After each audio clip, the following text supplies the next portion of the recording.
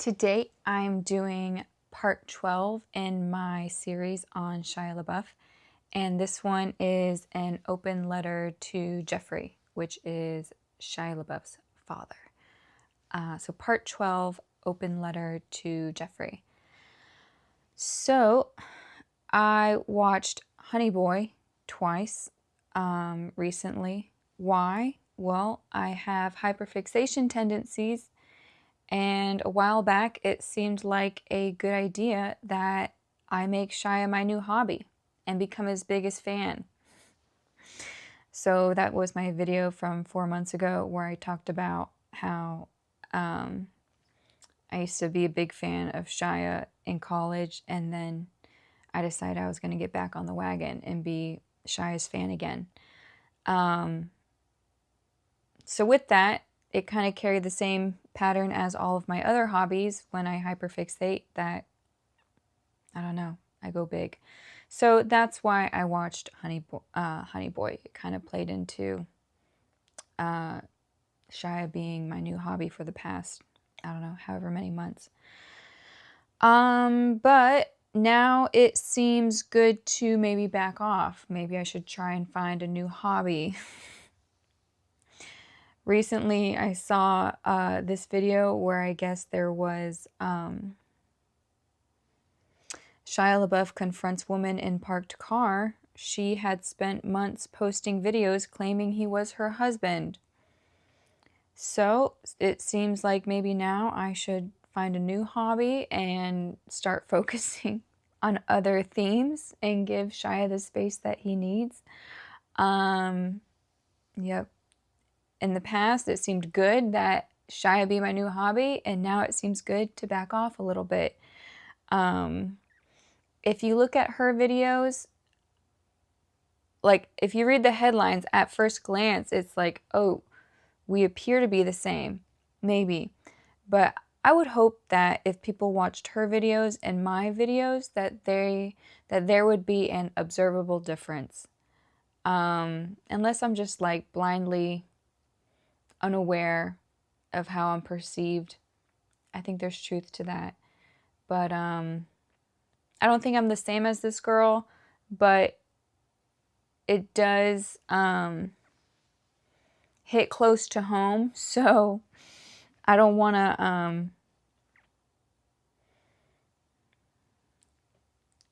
cross boundaries, and I think I probably crossed more boundaries than she has. But it seems like, you know, a good time to back off a little bit. But how you responded to that situation does make you all the more attractive. So there's that predicament where you said that you're scaring my dad. Well, it shows that you're emotionally intelligent and empathetic towards the feelings of others and sensitive to them. And that the emotions of others move Shia to act. He's moved by the emotions of others, and that was a big thing for me when I was reading about when Jesus raised Lazarus from the tomb, how he was deeply moved by Mary's emotions to act. So the emotions of others also move Shia to act. And he's understanding. I don't think that girl scared Shia, but she scared his dad. And he was understanding and sympathetic towards that. I don't think he was scared by her. I don't think he perceived her as like a threat to himself personally for him. I think he was just understanding of how it was affecting his dad. And he is protective. And he manages the threat in a nonviolent way. And he prioritizes not only his dad's safety, but that his dad feels safe. So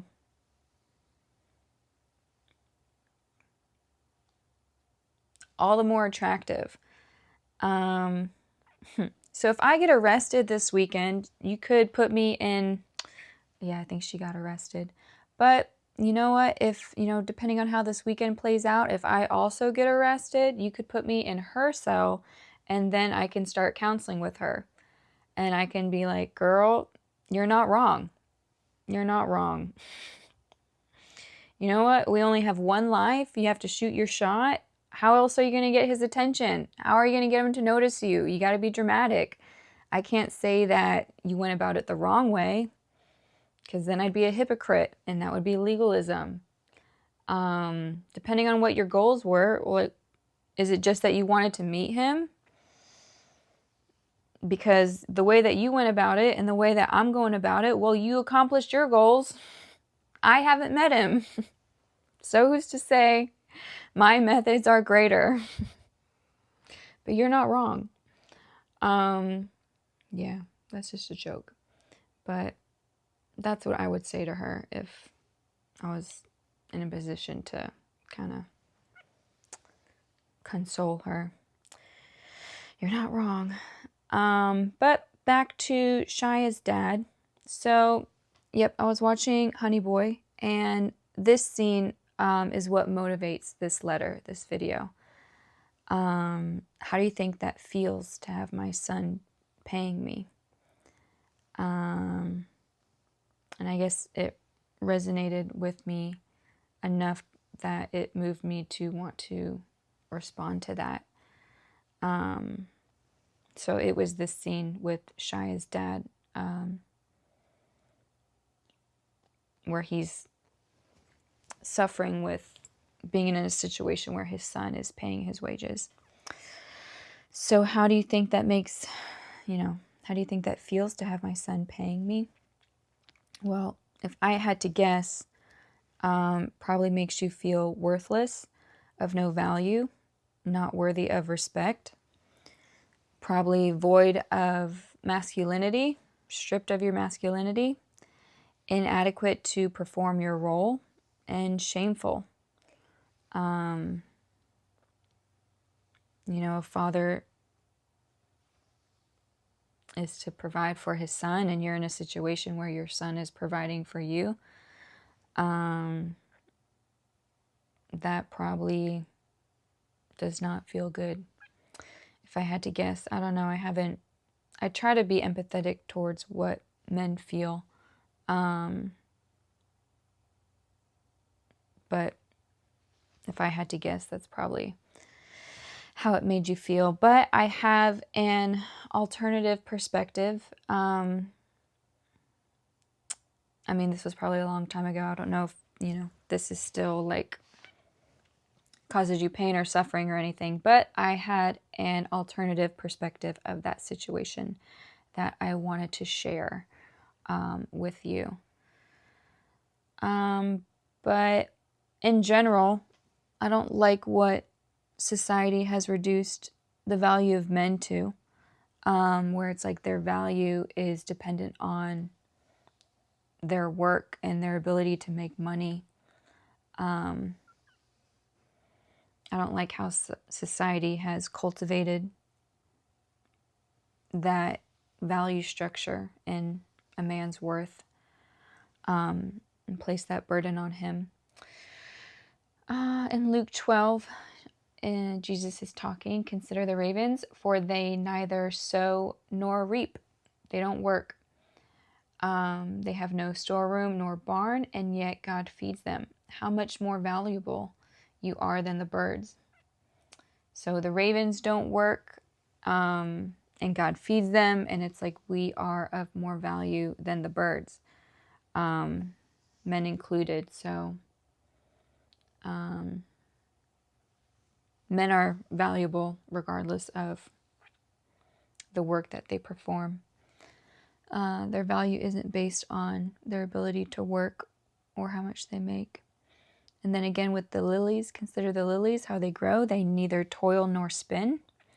But I tell you, not even Solomon in all his glory clothed himself like one of these. So it's like food and clothing. God feeds the birds and God clothes the grass. And all of that is done without, the birds having to work and the lilies not having to toil and spin. So it's like our value isn't based off of our performance. And that applies to men too, and the work that they do. Their value isn't in their jobs and in their work and how much money they're able to accumulate and store up. So from the Channel 5 interview, this is what, Shia said about how he ended up getting that role.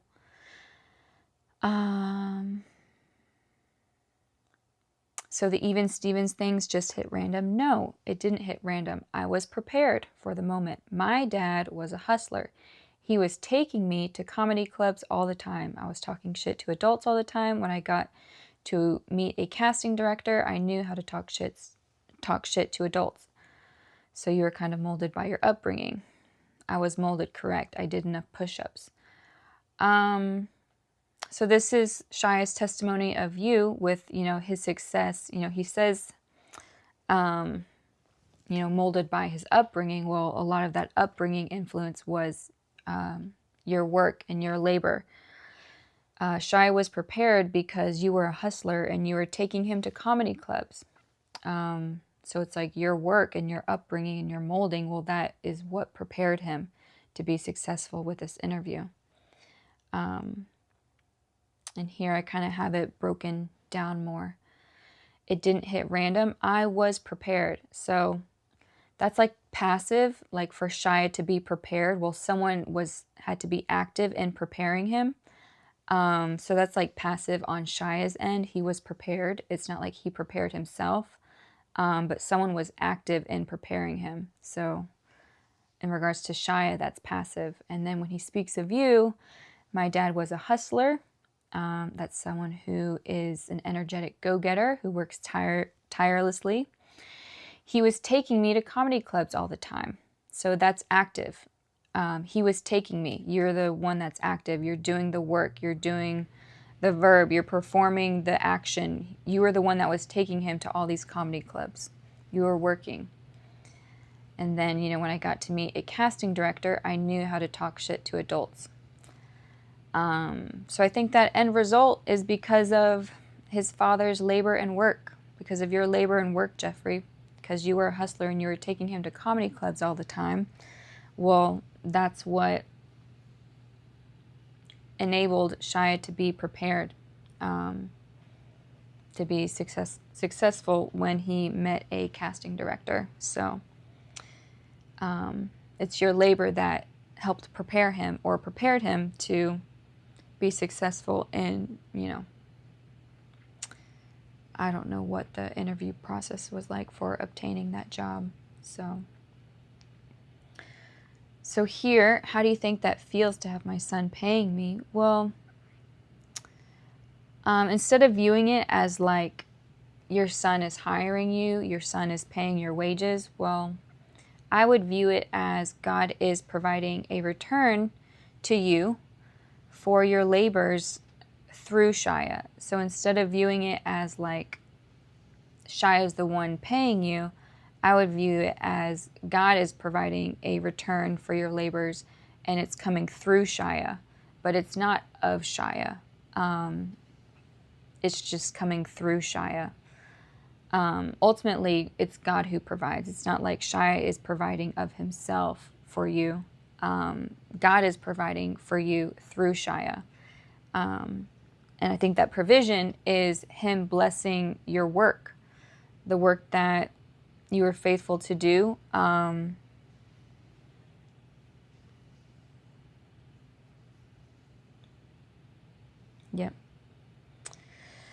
I would view it from that perspective that it's not Shia providing for you, it's God providing for you through Shia, and he's doing that as a form of blessing, blessing your labors and helping, preparing him in all the ways that you knew how.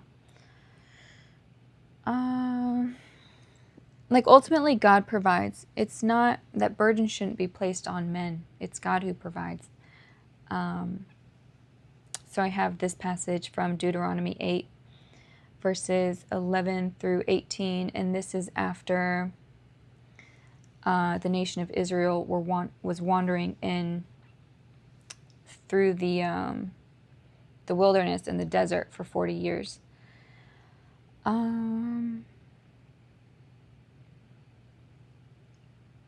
Yeah, he's basically saying, like, don't become proud and forget the Lord your God.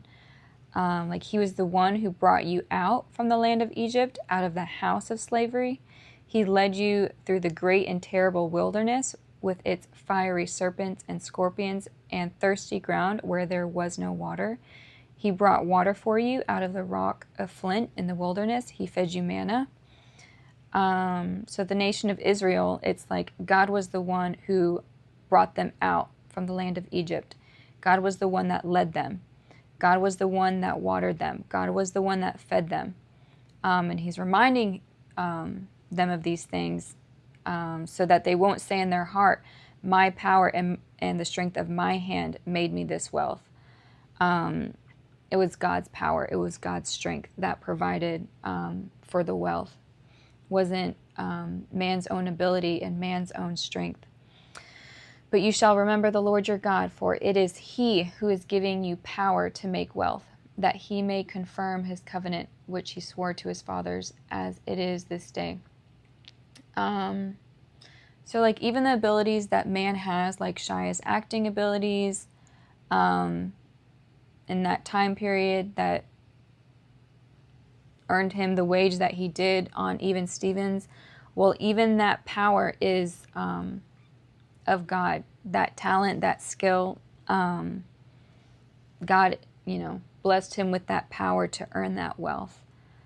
I used to think that things such as my intellect was my own strength. When I had my engineering degree, it was like I thought my intellect was of myself. But God can take it and God can bring it back. And, that form of power, like physical strength, intellectual strength, spiritual strength, physical strength, like all of these forms of power, ultimately it comes from God. We don't have strength in and of ourselves. It's God who gives power. So even the strength and power that God had blessed Shia with at that time when he was working Even Stevens, well, ultimately that came from God. And the money that he earned, that provision came from God.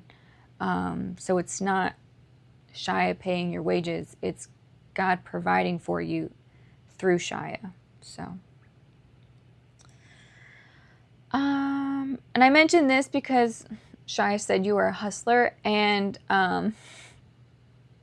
have you seen Better Call Saul? It's the spinoff from Breaking Bad where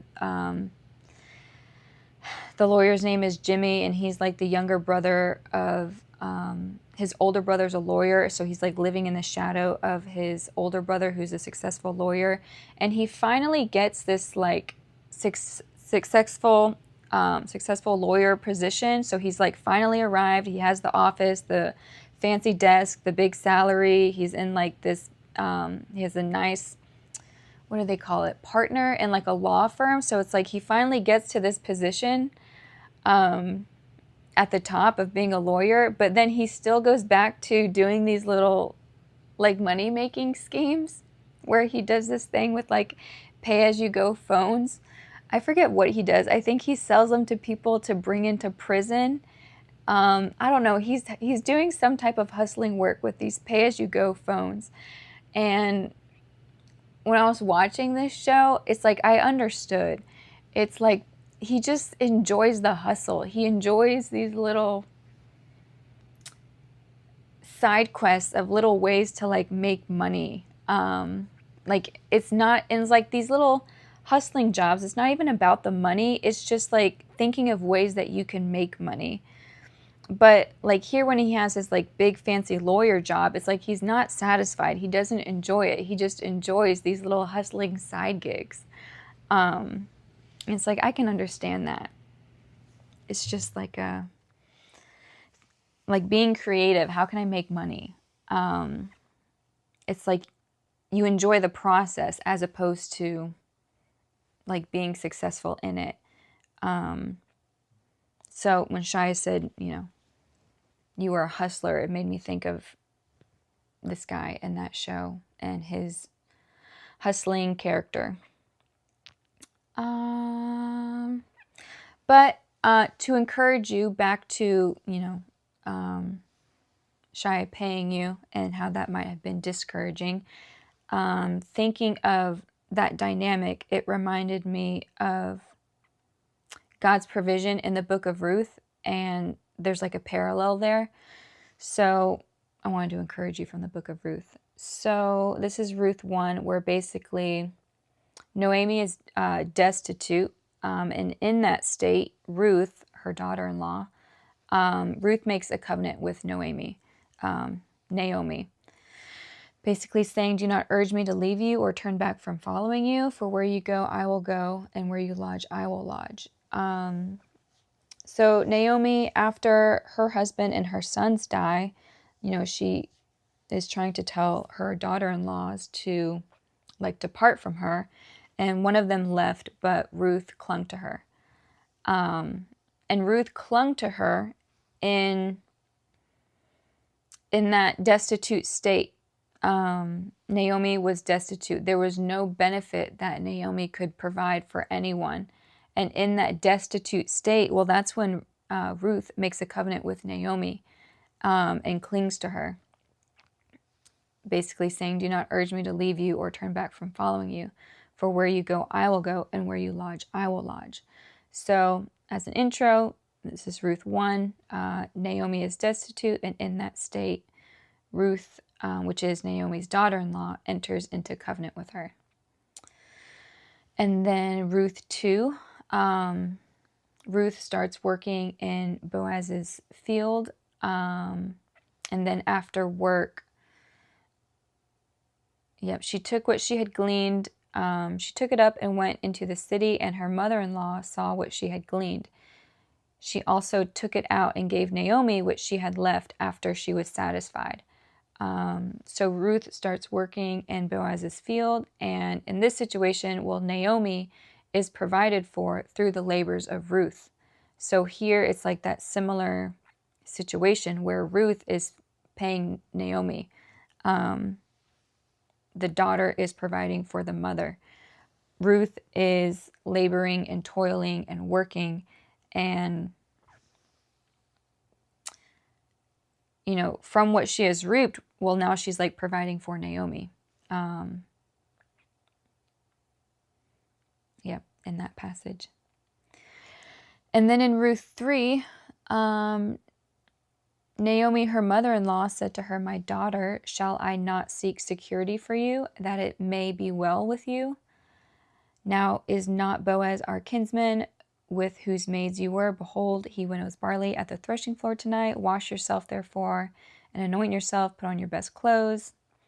It shall be when he lies down, you shall notice the place where he lies. You shall go and uncover his feet and lie down. Then he will tell you what you shall do. And Ruth responds and says, all that you say, I will do. So here, Naomi, she's moved to act, and she's motivated by the other's good. So Naomi is giving this counsel to Ruth, saying, shall I not seek security for you, that it may be well with you? So Naomi is given this counsel to Ruth because she has Ruth's best interest in heart. I want to seek security for you. I'm not doing this for my benefit or so that it will be well with me. It's I'm moved to act because I want you to have security, and I want things to be well, for you. So she gives her counsel. And Naomi passes down the wisdom she has to Ruth. It's not like Naomi could provide. It's not like Naomi could work and teach Ruth a skill, a labor. Naomi was destitute. She was pretty much of no value to Ruth in regards to provision and providing and protection and sustaining. But it's all of the wisdom that Naomi has, she gives that to Ruth. Gives her counsel on how to present herself to Boaz. So it's all that Naomi had, she provides that to Ruth. This is all the wisdom I have to help you. This is all I have. It's not much. It's she had her two mites, and she gave all of that to Ruth. She didn't withhold. She was faithful to impart to Ruth like everything that she had, to help her, to help, so that it would be well with Ruth and that Ruth might find security.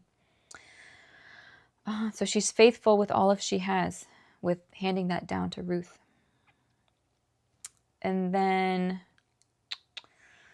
you can read the whole thing, but Ruth, talks with Boaz, and then as she goes to leave, Boaz says, "Give me the cloak that is on you and hold it." So she held it, and he measured 6 measures of barley and laid it on her. She said, "These 6 measures of barley he gave to me, for he said, 'Do not go to your mother-in-law empty-handed.'" So in this passage, like earlier, Naomi was provided for by the labors of Ruth, but then in this passage, Naomi is provided for by Boaz through Ruth. So, with this provision, it's given to Naomi by the hands of Ruth, but it's not like Ruth is paying her wages. That provision ultimately came from Boaz. So it's coming through Ruth, but it's not of Ruth. It's of Boaz, and it's through Ruth that Naomi is provided for. And the provision wasn't a result of Ruth's labor and toil. It's God providing for Naomi, using means. So, in this passage, it reminds me of the song "Fancy" by Reba McEntire. Where it's like you're destitute, they don't have money for food or rent, and it's like the mother couldn't work and provide, and it's like they had no options, they were destitute, but the mother was faithful and like gave counsel to Fancy, and handed down like, "This is all I have. If you want to," what does she say? "But if you want out, well, it's up to you." So it's like, "This is all I have to teach you. This is all I have to give you to help you. I'm sorry I couldn't be like a more lucrative mother and care for you, but this is all I have that I know that I can give you to help you in this situation. This is everything I know here. This is for you." Like, we're all kind of a product of our circumstance, and it's like sometimes we don't, what our lot is and what we can hand down to our children. It's like sometimes we don't, depending on who our parents were and what was handed down to us, well, we can't hand down more to our children than what was handed down to us. So I see that in a lot in parents where it's like there's grief or, guilt because they don't have much to hand down to their children. And maybe some of it could be like, due to foolishness or whatever. But, man looks at outward appearance, but God looks at the heart.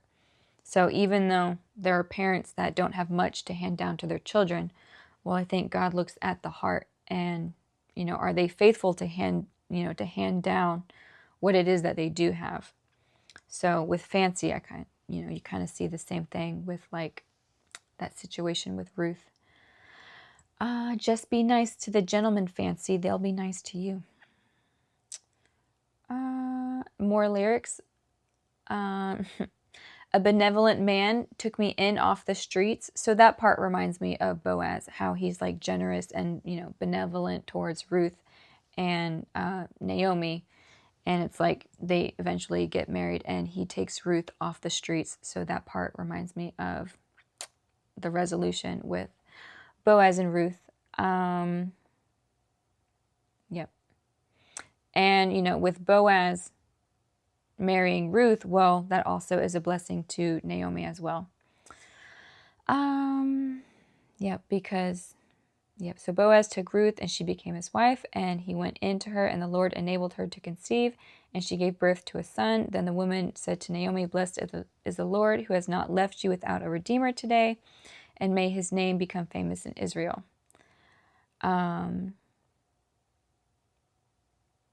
Yep. And it's like through, the child's name was Obed. It's like through Obed we get the, eventually get the birth of Jesus through that family line. And I think, the situation with Boaz and Ruth, it was pretty honorable. It wasn't like she whored herself out completely. I think it was more honorable. But, with that final passage in Ruth, well, they also mentioned Tamar. Moreover, may your house be like the house of Perez, whom Tamar bore to Judah. And the Tamar situation, well, that was literal prostitution. And I put more fancy quotes too.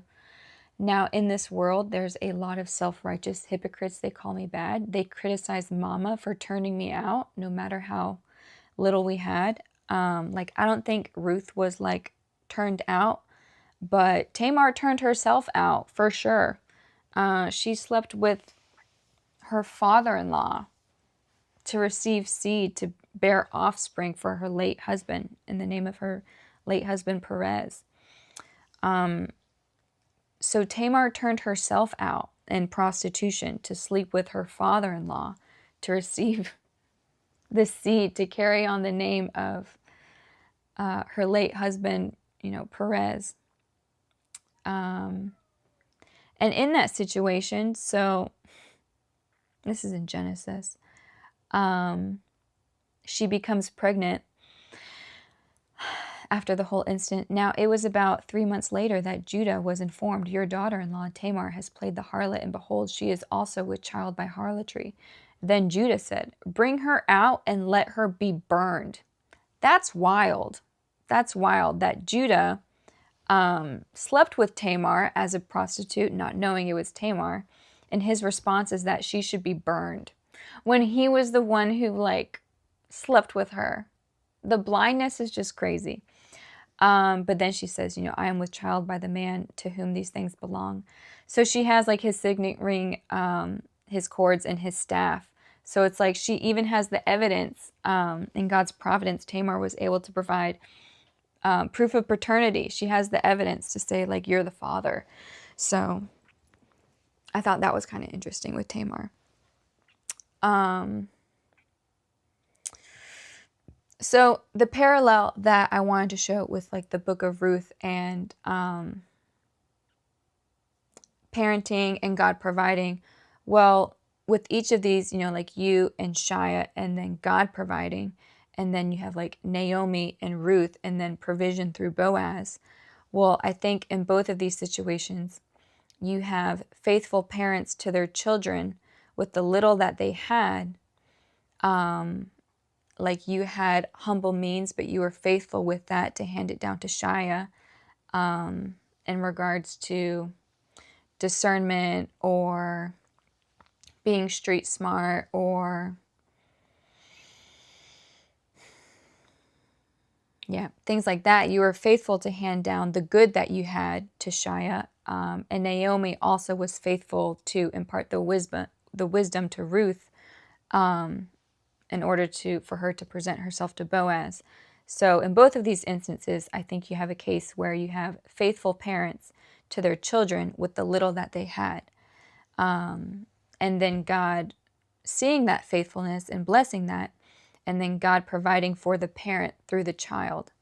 So that's the parallel that I see with you and Shia, in that situation where he was, God was providing through Shia, for Shia and yourself also. It wasn't that he was paying your wages, but that God was providing through Shia to provide for you. Same thing with Boaz and Naomi.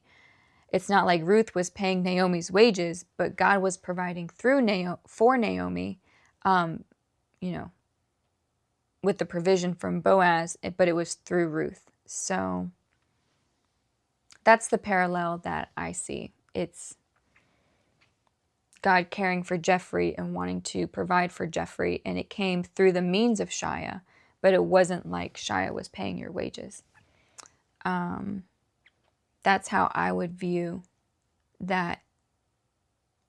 Being ignorant of a lot of things and only knowing what was revealed, well, that's how I would interpret that situation. Not that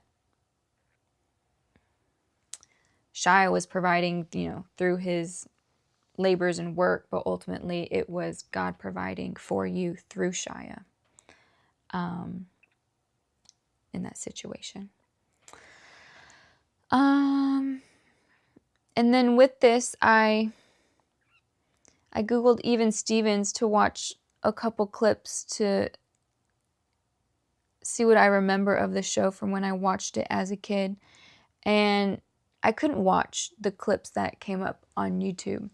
I'm curious what your position is on that role that you had with Even Stevens, because thinking back on it now, I think that role that you performed, I think it was degrading and humiliating.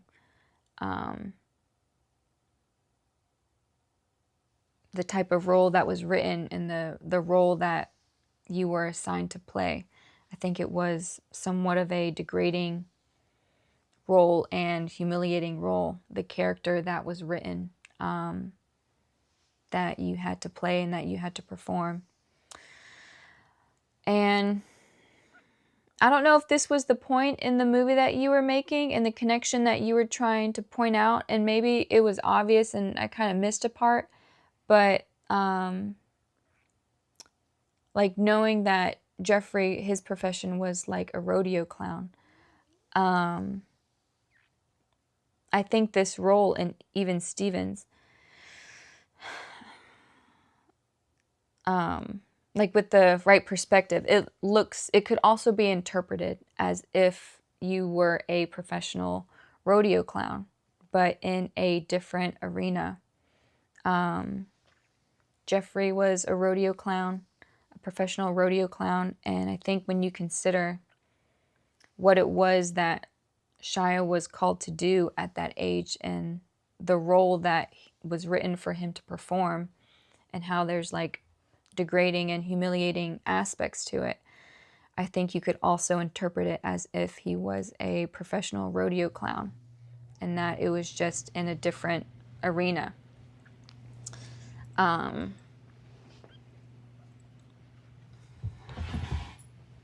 But that the role is, similar. Yeah.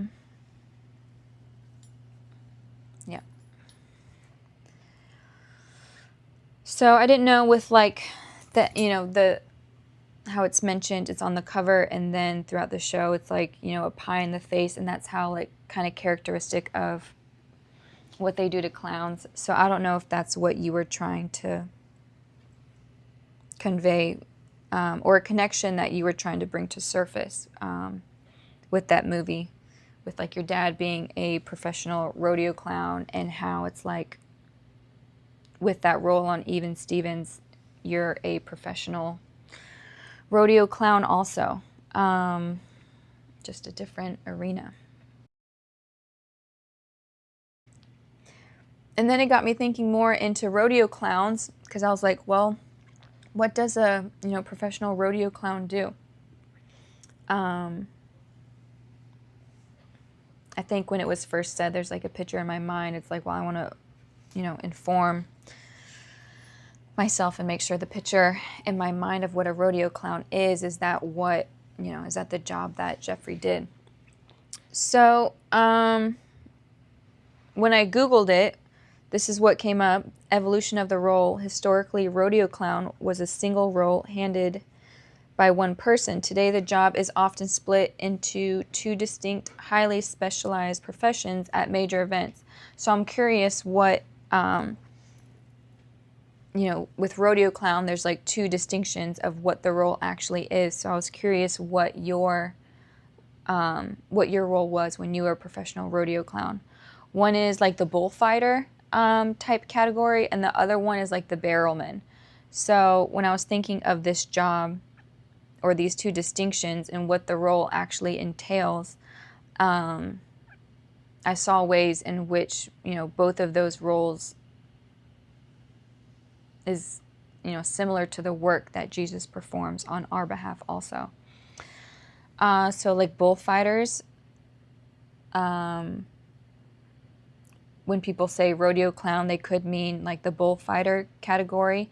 Elite athletes whose sole job is to run into the arena when a rider is bucked off, drawing the bull's attention away from the cowboy. So that reminds me of Jesus. And here in Psalm 106, here it's talking about Moses, but it also applies to Jesus, who is a prophet like Moses.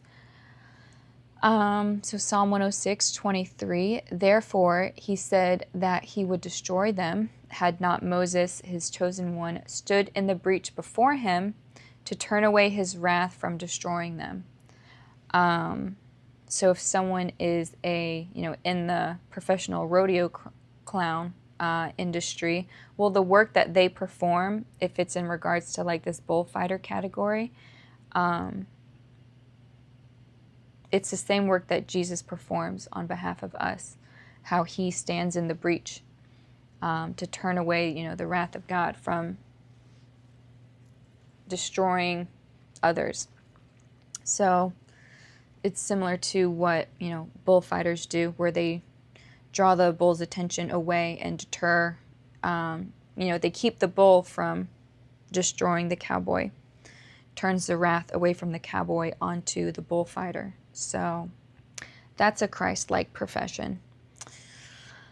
And then in regards to barrelmen, so the barrelman category with, professional rodeo clowns, well, that's where it's like you have comedians who perform crowd-pleasing skits, sing and operate inside a padded steel barrel that riders can duck behind for cover. So this is kind of what I had imagined with like a rodeo clown, where it's just like the comedic clown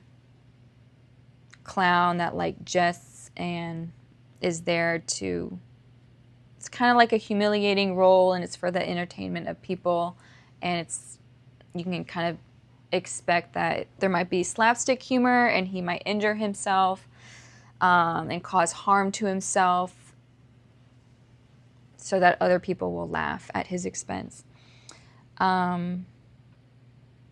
Yep, so comedians who perform crowd-pleasing skits. I don't think Jesus, his work is like equivalent to this, but this is how people treated Jesus. Here in Luke 22, now the men who were holding Jesus in custody were mocking him and beating him. And they blindfolded him and were asking him, saying, prophesy, who is the one who hit you? So it's like they treated him as if he were the barrelman, as if he was there just to perform crowd-pleasing skits. Prophesy, who is the one who hit you? Use your gift, perform this magic trick. Perform this little skit, prophesy, who's the one who hit you? So they treated him as if he were like a barrelman, as if he was there just to entertain the crowd and do these skits, and it was just like party tricks, his prophecy. That's how they treated Jesus. And then more in regards to like, rodeo clown imagery. This is from Psalm 22, where it talks about his sufferings. Many bulls have surrounded me. Strong bulls of Bashan have encircled me. They open wide their mouth at me as a ravening and a roaring lion. I am poured out like water, and all of my bones are out of joint. My heart is like wax. It is melted within me. My strength is dried up like a potsherd. For dogs have surrounded me. A band of evildoers has encompassed me. They pierced my hands and my feet. So that piercing language, it's like a bull. If you get gored, you get like gored with their horns. You get pierced. You get trampled upon. You get gored.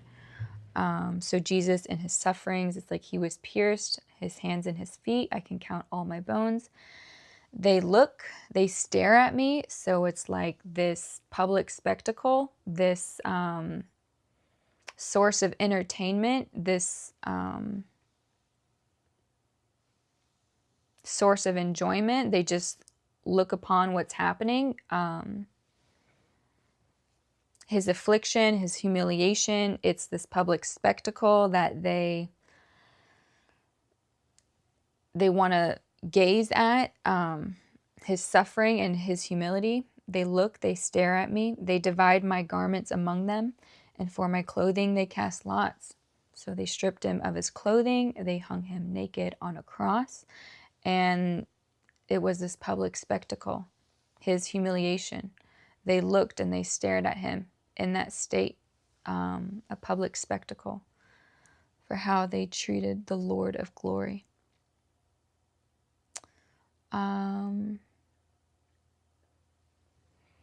Save me from the lion's mouth, from the horns of the wild oxen, you answer me. So I can see the similarities with like a rodeo clown and the sufferings of Jesus, where a rodeo clown, it's somewhat of a humiliating and like lowly title and work. It's not esteemed and it's kind of despised, and you're like a public spectacle, and you're thrown into the ring and you get pierced and gored and trampled over, and people take delight in that. They delight in seeing that affliction and that hurt.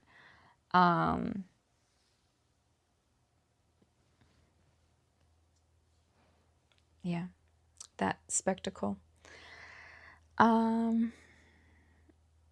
And it's like they look and stare at Jesus in his humiliation, you know, being naked and exposed on the cross. And they look because it's like this public spectacle. But it's like, verse 23, you who fear the Lord, praise him. All you descendants of Jacob, glorify him and stand in awe of him. All you descendants of Israel, for he has not despised nor abhorred the affliction of the afflicted, nor has he hidden his face from him. But when he cried to him for help, he heard.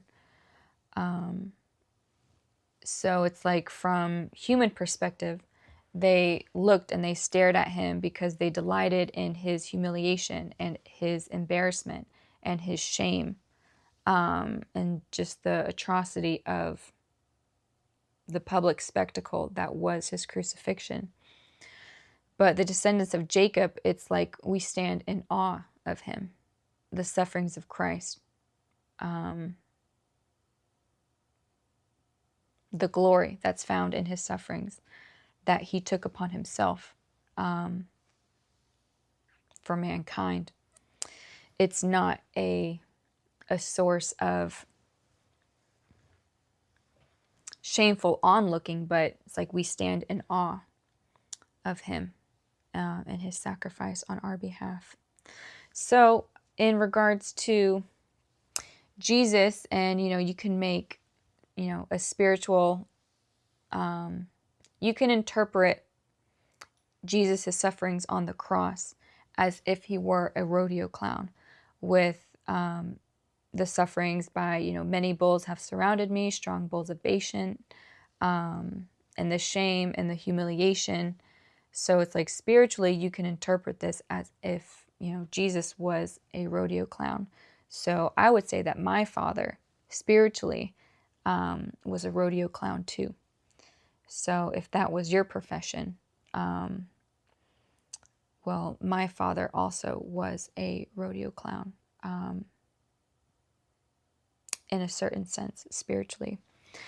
Not my dad. My dad was in the Navy. But spiritually, I think you could say Jesus was like my father. And there are ways in which he was a rodeo clown too. Depending on perspective, you could say Jesus is my older brother. You could say he is my best friend, my pastor, my father, my husband. Every relational role where, man in their own strength aren't able to perform in that role, it's like, well, Jesus is sufficient. Jesus is sufficient for everything. To be your best friend, to be your older brother, to be a source of strength, he's our father, and that we're born again by the word of truth. Our husband, the bridegroom. So that's why I say, my father, in a spiritual sense, well, he was a rodeo clown too. And Christians, it's like we experience the same sufferings of Christ. So here in Hebrews 10, 32 through 33, but remember the former days when, after being enlightened, you endured a great conflict of sufferings, partly by being made a public spectacle through reproaches and tribulations, and partly by becoming sharers with those who were so treated. Yep.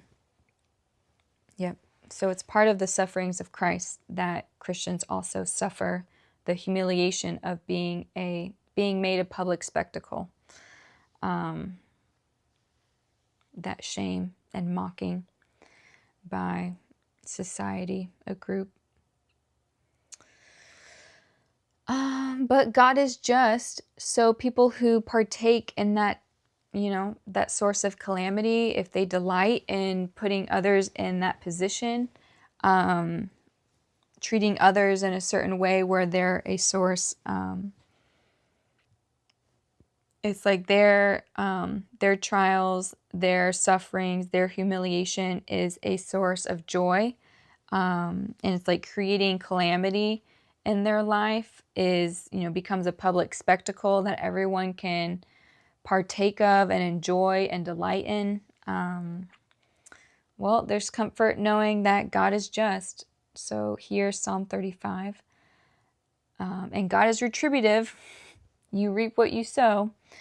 Let those be ashamed and dishonored who seek my life. Let those be turned back and humiliated who devise evil against me.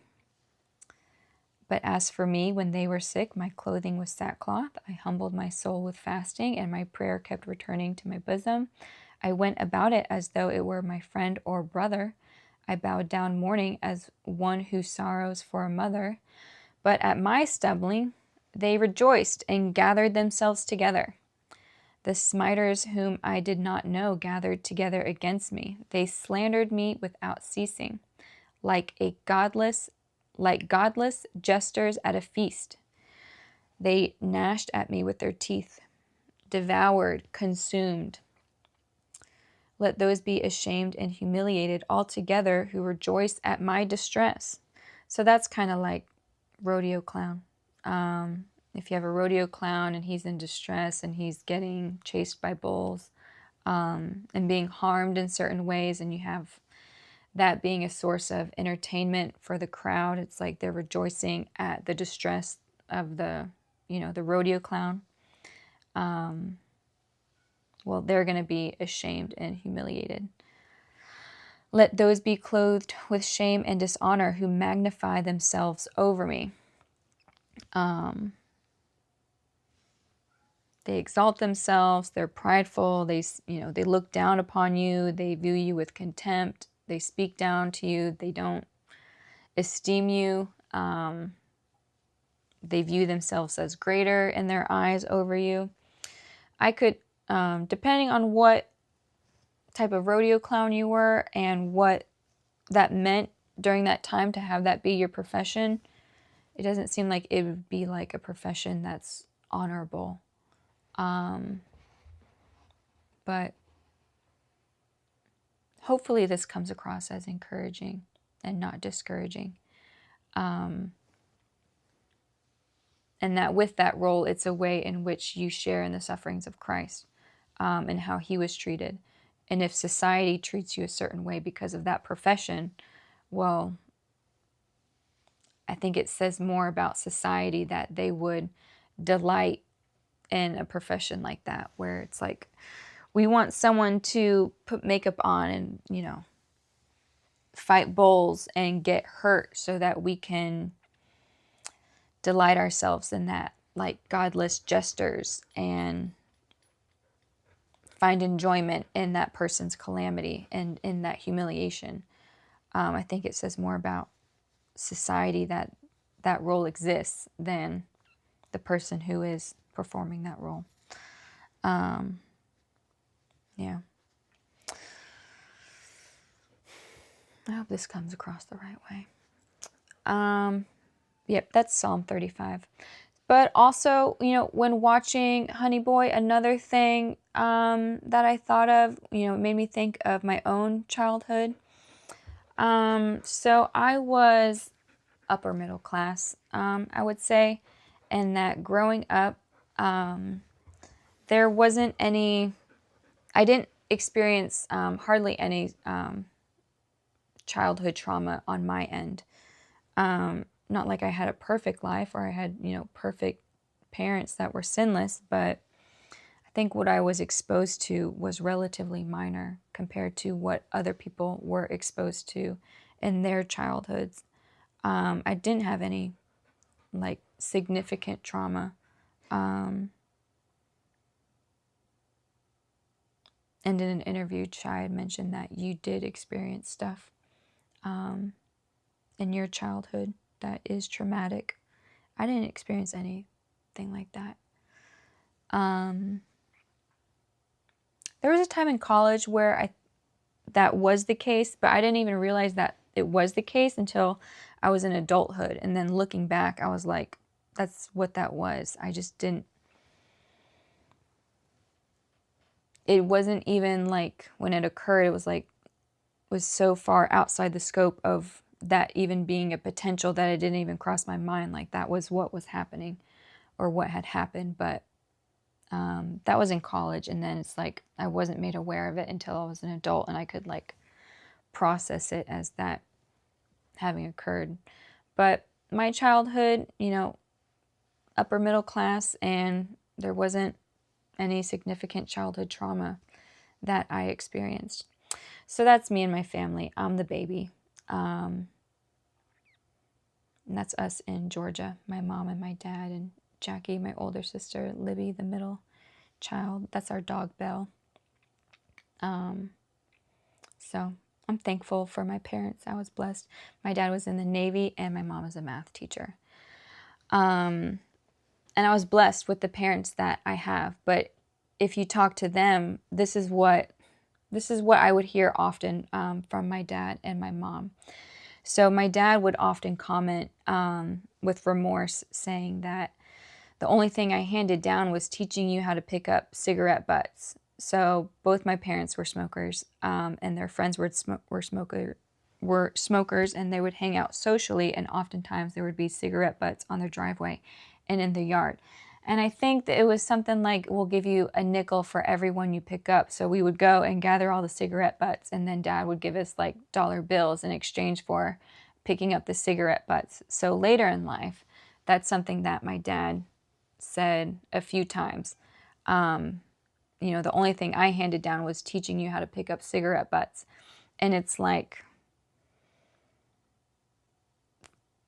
there was so much more good that we received from my dad. And it's like his focus is on that one aspect. You know, he has grief and remorse over this one thing that maybe could have been better, but it's like he's leaving out all of the good that he did for me and my sisters, and the ways in which he was a good dad and a good provider, and a blessing towards us. It's like his focus is on the cigarette butts. And my mom, if you talk to her, she'll say that she was the worst for not taking me to piano lessons. We lived in Georgia and my dad was in the Navy, and he would be out to sea for a couple months at a time. And it's like she's by herself with me and my 2 other sisters, and we're kind of like a remote place in Georgia, so it's like driving places. It was like 30 minutes or 45 minutes to go anywhere, so it's like taking me to piano lessons. Well, that's a large burden. That's not an easy thing to do. So it wasn't in, something that my mom could manage reasonably. But she has a lot of remorse and regret over it. But it's like, there's so many other ways in which my mom was like a blessing towards me. So it's like both my mom and my dad, it's like they have this guilt over the bad that they see, ways in which my dad thinks he was a bad dad, or ways in which my mom thinks that she was a bad mom. And it's like that's their focus. And there's like a failure to recognize and rejoice over the good. It's like the tendency, it's like grieving over ways in which they might have been weak in their parenting, but they're blind to all the good things that they did and all the ways in which they were a blessing to me and my sisters.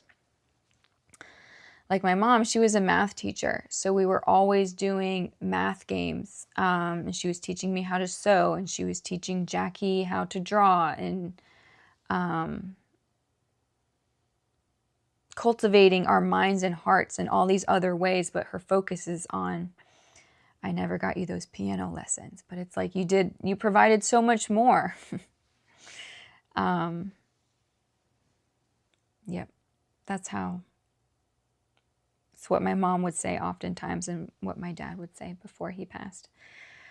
But also in my childhood, this scene when you were playing Jin, it was, I liked it also because it reminded me of me and my mom and dad. We would play, card games also. I would play mostly with my mom, but sometimes, dad would play too. So, yeah, I remember playing gin rummy, spades, and cribbage, mostly with my mom, but also with my mom and dad. My dad was the merciful one. He would he would damper his abilities so that I would beat him. But my mom was the merciless one. She would go hardcore. She would go full throttle. She wouldn't change anything. And her reasoning was like, well, when you beat me, you'll know it's because you were better. She's like, I'm not gonna lower myself so that you'll beat me and get this false sense of achievement. It's like, I'm gonna play with the skill set that I have, so when you do beat me, you'll know it's because you're better, that you actually beat me fair and square. So I was blessed to have both my parents, my dad playing as like the merciful one, the good cop, and then my mom being like the strict, merciless bad cop, not dampening her skill set for my sake. So yeah, when you guys were playing Jin in this scene, it reminded me of my childhood as well. And stuff like this, it's not a small thing. Like games like this, you're cultivating strategy, problem solving, like complex thinking. You're shaping and forming someone's mind, growing their reasoning. You're teaching them strategy, planning, tactics. So even just playing cards like this, you are like being a benefit to Shia. You're shaping and forming his mind. You're helping grow him.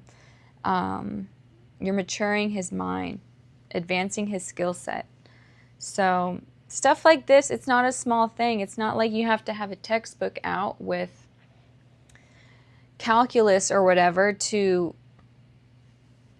educate someone. Even teaching them how to play games like this with a deck of cards, that is a value added in regards to imparting an education to a child.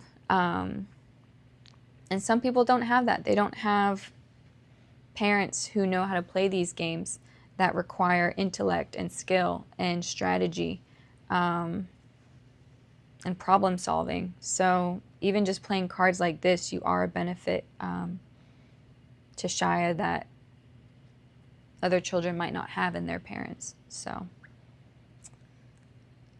but yeah, my childhood wasn't much trauma in that.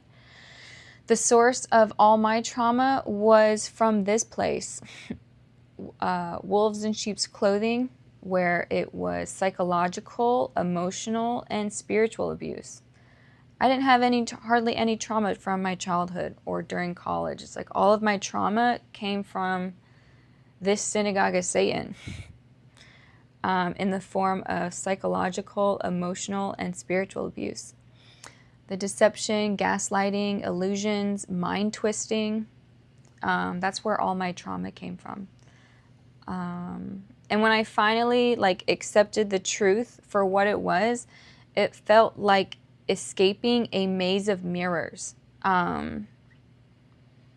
It's like a carnival room with a hallway of mirrors, and you're trying to escape, and it's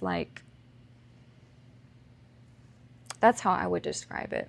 The psychological, emotional, spiritual abuse, this madhouse of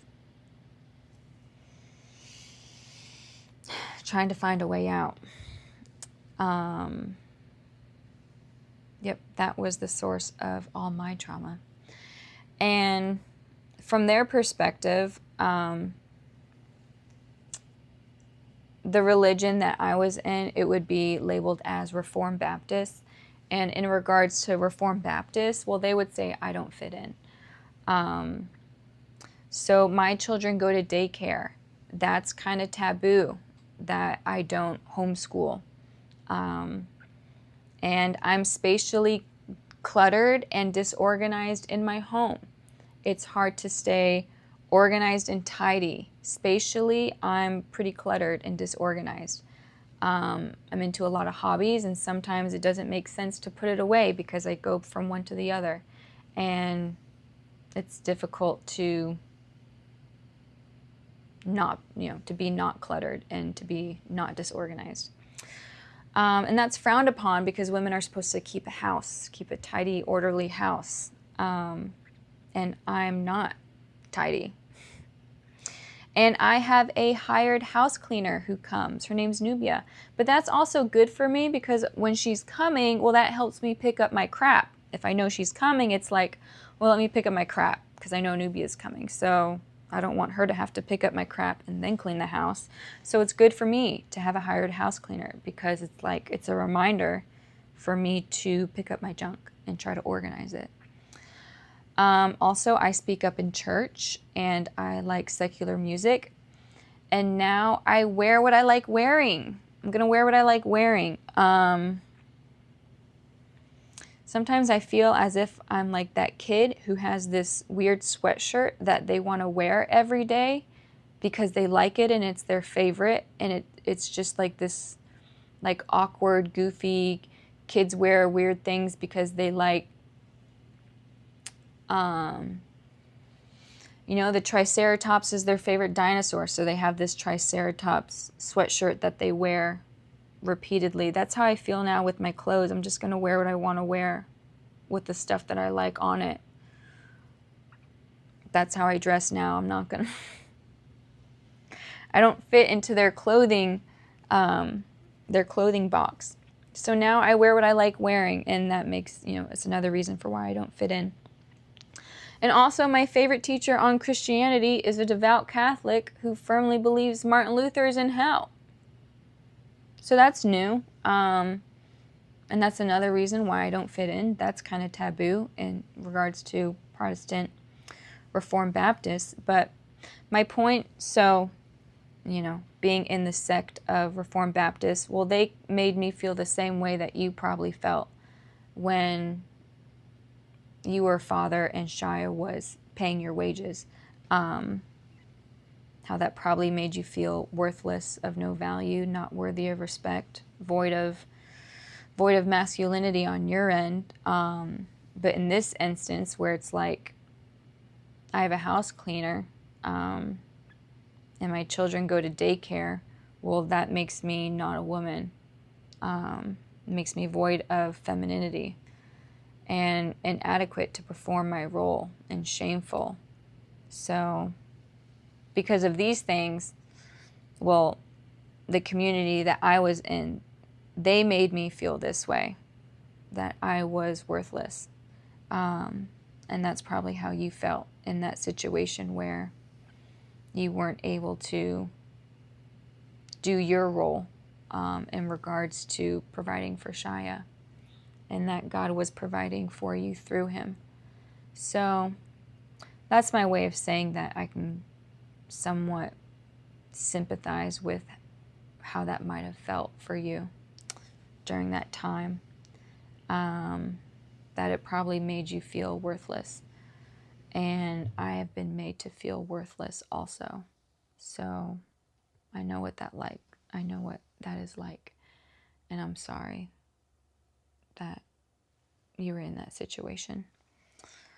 And viewed it that way because of society, how they probably viewed you.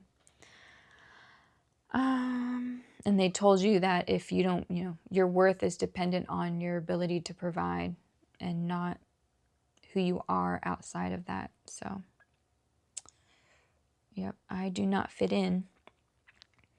And then in regards to like the trauma I experienced, where it's like deception and gaslighting and illusions and mind twisting and this psychological warfare, it's come to the point now where it's like it makes relationships practically impossible because there's like this magnetic repulsion with due to like survival instincts, and it's like danger threat if like someone is deceptive or performative or they're a pretender or they're a whitewashed tomb or they're arrogant. They say these things and it's not really true of them. It's like knowing like that's the case for the majority of people, it's like there's this magnetic repulsion, like force field, where it's like I don't want to interact with them pretending to be something that they're not, because of, if you're a wolf in sheep's clothing and you have malice in your heart and evil motives and you want to cause harm and you delight in hurting others, because of that threat, there's like this, magnetic repulsion against, people from that type of system. And for some people, it's like 10 years of memories and data. And it's like, how would I describe it? It's like if you have people, at least for me, from my past, like people from my past, if they have this character in nature where they're deceptive and performative and they say one thing, but they mean another and it's not true and they're just pretending and they're saying the right things and, doing their works in the sight of men. Well, it's like you have 10 years of memories and data, and it's like it's a corrupted file on a CD, and it's like my brain can't read it and it can't interpret it. If someone has a practice of lying and being deceptive and performative, and there's like 10 years of memories and data, it's like I don't know how to interpret it. I don't know how to read that file. That file's corrupted. I can't. It makes like the idea of a relationship with that person near impossible because you have this disk and it's like that file is corrupted and I can't even read it or interpret it. It's like, it's incompatible. I can't, because of how my brain works, because I have a good memory and it's like pattern recognition with a lot of things. You can kind of like discern hidden motives, but sometimes people have, it's like you just don't know what's true. You don't know what's real. So when you have deceptive people like that, well, their influence in your life, it affects your reality. And right now, it's like my priority is truth and reality and living in, accepting the reality that God has established in creation, abiding by that reality, interacting with real people instead of fake people. So because my priority right now is reality, it's like I can't interact with fake people because of past trauma and how my brain works. And it's like, if I were to consider the past, it's like I don't know what's real and I don't know what's true. So I can't interact with that person. I can't have a conversation. There's no foundation. I don't know them. There's no level ground that I can relate to that person because I don't know what's real and what's true. So I can't go back to that old system. So in that case, I think the rejection is mutual. They kind of rejected me, but there's also like a rejection that I'm noticing in myself towards them where it's like I can't even interact with them if I wanted to in like a meaningful way. So I just felt like, I don't know, in regards to Shia's trauma and my trauma, you know, my lack of childhood trauma, all my trauma came from that building. Unhealed men from that building, I would say. But that concludes this video, an open letter to Jeffrey, Shia's dad. I hope that what I said about the rodeo clown thing was encouraging, and I hope it comes across the right way, and I hope it focuses your mind on Jesus, and I hope that you're able to view the past with God providing for you through Shia in a way that is more comforting and less of like a failure on your part, I guess. But yeah, this will probably be my last video in regards to Shia. I don't want to cross boundaries and end up misstepping in ways in which that other woman may have. So,